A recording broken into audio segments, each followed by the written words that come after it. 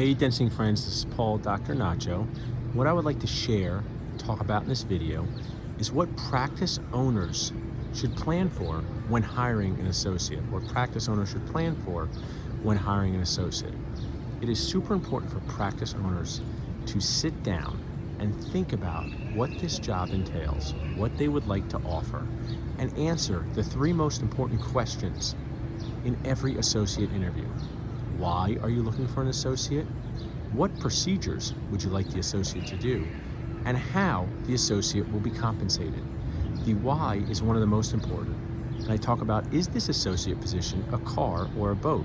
Is this associate position a car or a boat? A car is a need, a boat is a want. Both are okay, but managing expectations is the key to success. Managing expectations is the key to success. So let's break down these three questions. So you're a practice owner, you're thinking, why do I want an associate? Is it because you want a lifestyle change? Possibly work less, go on more vacations, have coverage at the office, and mentor a younger dentist. All of those are totally cool reasons, but all of those are wants and not needs. So if you have an associate position that is a want, it's going to come at a higher financial cost to you.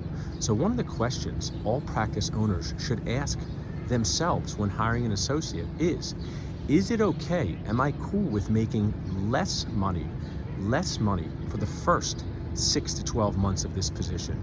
Because when you incorporate a dentist into the office and there's not enough production, you need to share your production, just like nachos and just like pizza. This is what my own dad did for me back in 2004 when I became an associate at his office with his partner. They did not need an associate, but they wanted one. So I would see new patients, and my dad and his partner would filter work to me that some they might refer to a specialist, but that's not quite as much, but more so general dental work, cleanings, fillings, night guards, cleanings, fillings, night guards, and some simple procedures like extractions and bone preservation. But what they both needed to do to have me in the office was to share their production. They were both okay with that as we grew the position. I also had done a multi-year GPR, so I come with a skill set that I could add procedures to the office. So if you're a practice owner that refers out all extractions and endo, this might be an opportunity for you to share that with an associate. But you cannot put too much pressure on your associate to be a specialist inside of your office. Why? Two reasons. One, general dentists often don't do enough cases to be as fast as a specialist or to know how to troubleshoot. Now they can select cases. I talk about easy, medium, and hard. So let's say they do endo. They can select easy and medium cases and refer the other cases out. But this is something that you would talk about on the interview. And really one great tip, a golden nacho tip, if you're thinking about bringing an associate into your practice, is to track what procedures you are referring out, extractions, implants, endo. Really track that on an Excel spreadsheet or just a piece of paper. And then you can have a conversation with your associate saying, hey, every month I refer out 12 endos. Last month we did 6 molars, 6 anteriors, and premolars. Are you comfortable with that? And as a practice owner, you want to protect your patients and your practice, and you want to make sure that the associate has a skill set to be able to do this. I believe people have great intentions. I want dentists to connect and bond together. But one of the most challenging parts of an associate position is asking the associate to do procedures he or she is not comfortable with. That does not build patient confidence. So that is things that you would think about as a practice owner. The why, is it a need or a want? If you're replacing an associate, that means you already had an associate. So why are you replacing that associate? A good reason. Your associate, like mine a few years ago, is going to perio. I had a full-time position available for an associate because my associate was going to perio, because I told her that's a good field to go into. So we need to replace a full-time 4-day-a-week position. It's also important to describe the job to the associate in a way that makes sense, such as, I'll talk about my job. This position is 4 days a week.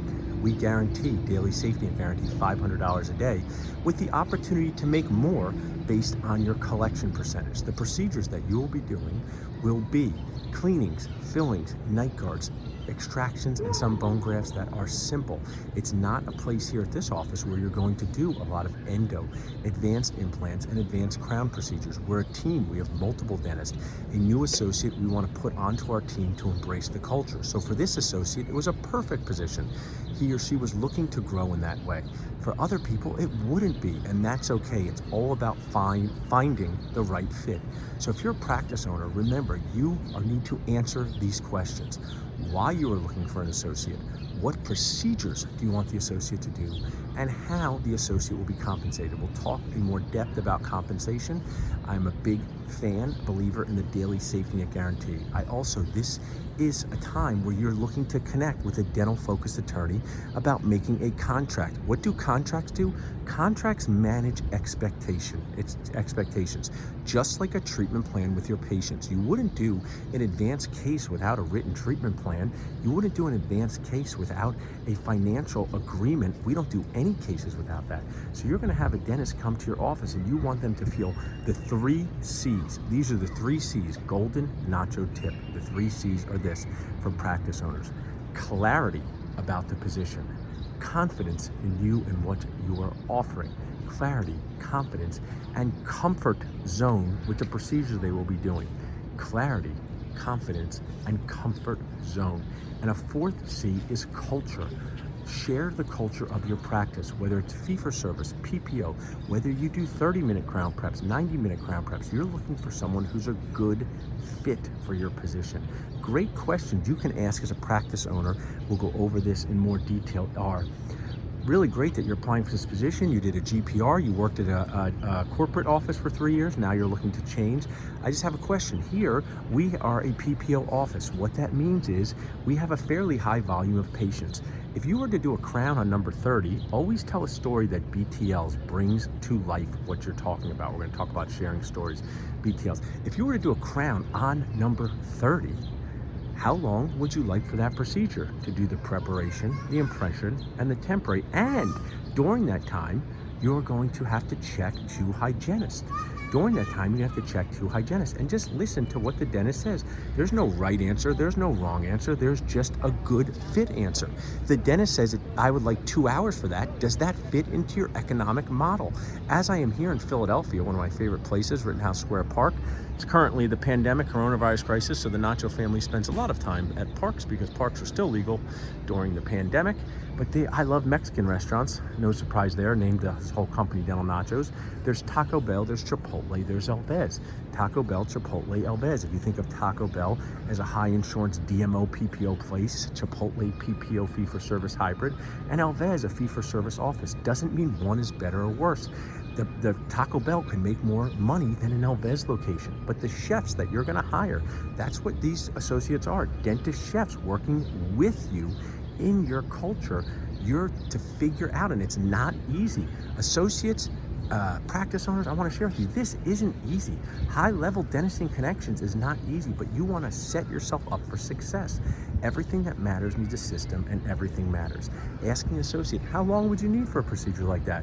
What would be ideal for you? These are questions, and both of you, the associate owner, please get notebooks. I like to use notebooks that aren't giant ones, aren't tiny ones, small ones, and say, I just want to jot down a few notes, because you guys, I'm just telling you, dentists are not used to talking to each other. We don't really do it very well. So when you're asking questions, you're going to ask a question and then you're going to forget it later. So when your office manager said, how long would they want for a class 2 composite? And you say, I forgot what they said. Or do you have any financial expectations or financial, I would call it, you know how we talk about clinically acceptable? What is your financial clinically acceptable range for making? Is it $100,000 a year? Is it $150,000 a year? Is it $200,000 a year? So to review some key points in this video, as a practice owner, dig in and figure out before you advertise the why, the what, and the how. Realize that bringing in an associate is often a cost. Even when you need one, bringing in a new associate is a cost. All the patients that associates are new patients.